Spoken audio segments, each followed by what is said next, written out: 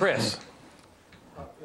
I'm 37 years old, been out of high school for almost 20 years. I actually went to some of the best schools available, which is Department of Defense dependent schools overseas in Germany. And I felt like I got a great education.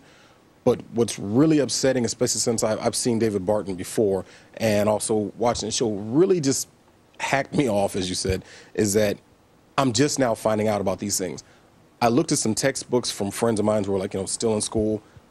They're still teaching about the same 4 to 5 standard black people in history. Pretty much it's always Harriet Tubman, Crispus Attucks, Frederick Douglass. Some of them mention Benjamin Banneker, but it's always the same 4 or 5, as if there was only 4 or 5 black people who contributed to this country throughout its history. And it's just like, why is this still the same way with all the information we have today in 2010? May I ask a question? Because Javier and Cynthia, you are shaking your heads while he's saying this, and you look a little disgusted by this whole thing. Can you pass, Chris, can you pass Javier a microphone? Because, I mean, it's robbing heritage. Absolutely.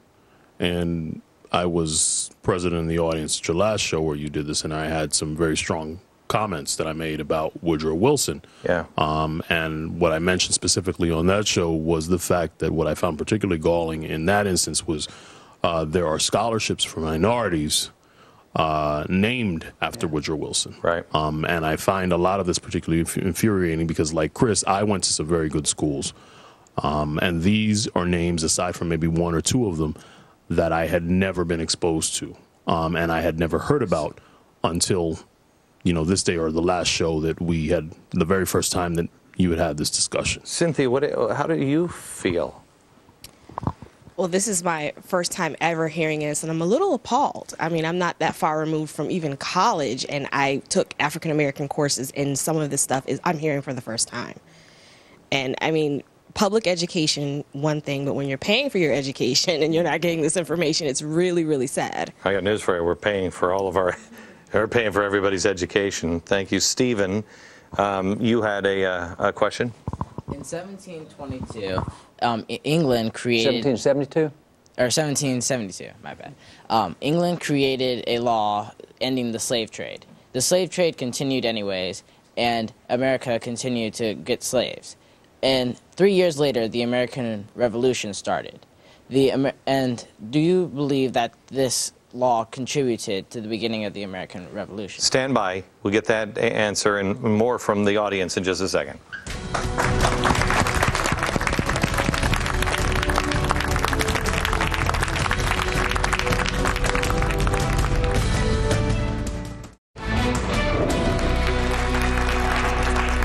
America, I have to tell you, I just said to David right before we went on the air that I've gotten the chills like 3 times this episode because I just know this is the answer. The answer to our problems, restoration. I'm reading, we were talking in the break, I'm reading a book called The Children, which is the story of the 1960 and the beginning of the civil rights movement and what these people went through.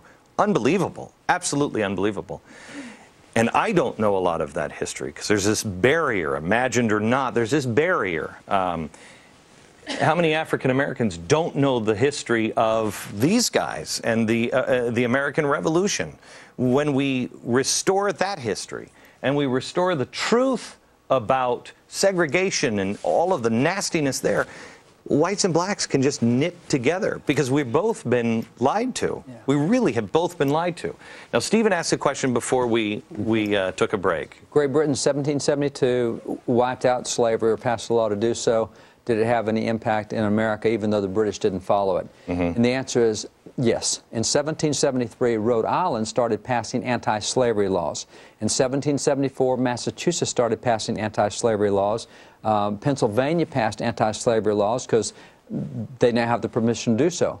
In 1774, after all these states start passing them, King George III came in and vetoed every American anti-slavery law. He said, oh, stop. You guys are part of the British Empire. We have slavery in the British Empire. As long as you're part of the British Empire, you're going to have slavery. And that's where several founders said, Great. Let's not make part of the British Empire anymore. So given the opportunity, you'll find that in the original Declaration, the desire to end slavery is listed twice as often as taxation without representation. Twice as often. We hear taxation, we don't hear the desire to end slavery. Deneen. Your book is great. Thank you very much. Thank you. Have you considered doing your own Black History Month? Because we're doing a poor job of it. We actually have. On our website, we've come out with a number of Black History little magazines just telling stories of these guys. And they're on our website, and you can get these things. But I tell you, I have a blast. These are my heroes. I mean, I'm an American. These are Americans. I love good models. And we just didn't know these guys. And so we enjoy digging back in. And I'll say, this is an old 1855 textbook. It is not a skinny textbook. There is nothing but black patriots in the American Revolution in that. It's not like we're shallow on black patriots. What is That's the name all of that this is. book? That is Colored Patriots of the American Revolution, William Nell. Who here even knew in 1850 what? 1855. 1855 there was a school textbook, Colored Patriots. Who even knew that? It hasn't been reprinted, but it's on Google Books. If you want to read that book, go to Google Books and you can read. And it's done by a black historian, William Nell, who's the first black to hold any federal office in the federal government. Jen.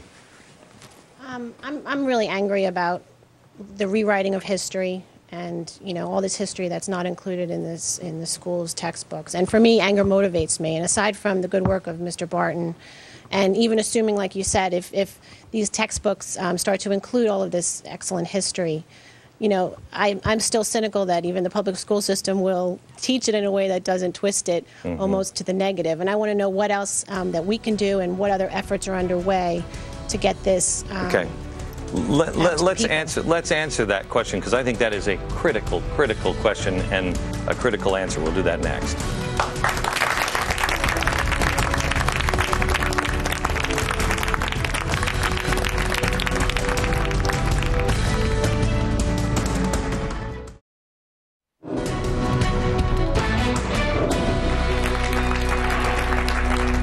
Before we went into the break, Jan asked us, is it Jen or Jen? Jen asked us the question about, you know, what do you do? David, you have to be a part of the school district. You have to be involved in the textbooks and everything that you're doing in Texas. And people have to be involved with their schools. But correct me if you think I'm wrong. America, I think we're running out of time. And this is, I really view our children as clay jars. And it is the scripture. Can I have that book? Yes, this sir. This is the scripture, American scripture, Colored Patriots. If we lose it with all of this freedom and technology, it will never be seen again if something goes awry. We must not only learn it, seek it out, but teach it to our children and make sure they know it and waste no time. Do you disagree? And we've got to be intolerant of school districts who won't teach it. Because if we know it and teach our kids, then we've got a basis to go, look at the textbooks you've got. You've omitted this guy and this guy and this guy and this guy, and make it so intolerant they have to get different textbooks. I'm trying to write a book for Christmas that'll be for kids. It's on American heroes and patriots, and it will show the textbooks off to the side. It'll show this is what you're going to learn in your textbooks. And this is where you find the information that shows that's wrong. So we can teach our children not only the truth stories, but then teach our children to find the right answer and then stand up respectfully to their teachers. The other thing I want to mention to you is the last American revival that I'm doing. We've done, what, 3 of these, and they've been sold out, 10,000 people each. We're doing the last one in July in Salt Lake City. It's Saturday, I think the 17th of July. Tickets are available. We'll put it at the bottom of the screen. I think it's glennbecktours.com. But it's a 7-hour event. This isn't for somebody who just wants, you know, hey, I'm just going to go have a good time. You'll have a great time. It's almost a spiritual event. It really is. And this is the kind of stuff that you learn. And the only complaint we've had on this is people say, can you turn the house lights up a little more? Because I want to take more notes. It is up to you to be able to preserve this. You must get active. The most important thing you can do is read history. Read, search, question with boldness even the very existence of God, and then teach it to your children. We'll be back. Final thoughts next.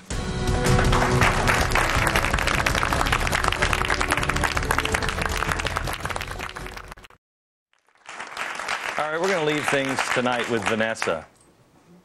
I just think that, like Marcus Garvey said, a people without knowledge of their history is like a tree without roots. And this history is really important so that we can change the victim narrative that's monopolized the conversation. And the same for everyone that is an American. We've got to know our roots. From New York, good night, America.